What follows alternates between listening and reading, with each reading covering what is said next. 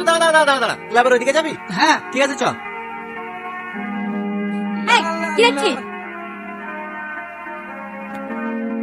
এই, তুমি এরকম করছো কেন গো? তোমার দেখছি না, তোমার রাগ হচ্ছে নাকি? যাকে দিচ্ছে সে কিছু বলছে না, আর পাশ থেকে শুধু তোমার বয়ফ্রেন্ড আছে? তুই কার সাথে কথা বলছিস তুই জানিস? না, সেটা তো জানার চেষ্টা করছি।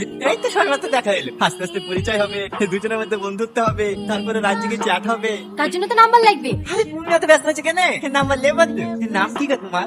ওই, নামটা বলি না, মর্জিনা ভাবে কেসটা এখানে ক্লোজ হয়নি, ভাই বলে জেলে ঢুকে দেবা। ঠিক আছে ঠিক আছে। তোমার ভাই নেতা নাকি? পুলিশ, সিভিক পুলিশ, বড় বাবুর খাস লোক। এলাকায় যদি কোনো সমস্যায় পড়ো সেটা একবার ফোন করবা। তাহলে লাও নাম্বারটা ঢুকে দাও।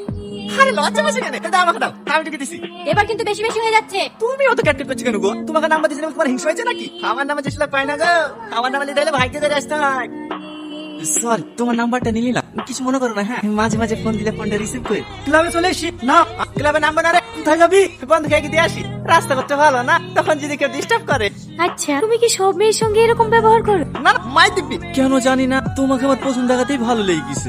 আবার কোনোদিন দেখা পাবো কি পাবো না, তাই মনের কথাগুলি বলেই ফেললাম। তুমি তো দেখছি অনেক ফাস্ট। একটা মেয়েকে প্রথম দেখলে আধা ঘন্টা যেতে না যেতে তাকে প্রপোজও করে দিল। তোমার কি মনে হয় সে মেয়েটা তোমার প্রেমে পড়ে যাবে? না, কিন্তু একই ভুল আমি বারবার করতে চাই না। ভুল মানে? আমার একজনকে অনেক ভালো লাগে, কিন্তু তাকে মনের কথা জানানোর আগে সে আমার জীবন থেকে হারিয়ে গেছে। হ্যাঁ, তুমি হলে আমার দ্বিতীয় ভালো লাগে। আমি চাইনি আমার জীবন থেকে নতুন করে আর কাউকে হারাত। তাই আর দেরি না করে আমার মনের কথাটা জানিয়ে দিল। এবার তুমি আমাকে ভালোবাসো না বাসো তাতে আমার কোনো আফসোস নেই। আমি যে তোমাকে মনের কথাটা জানাতে পেরেছি তাতেই আমি অনেক খুশি। তুমি যদি একবার বলো আমাকে পছন্দ, কথা দিলাম আমি আর কোনোদিনও তোমাকে ডিস্টার্ব করব। এইখানে ম্যাডাম।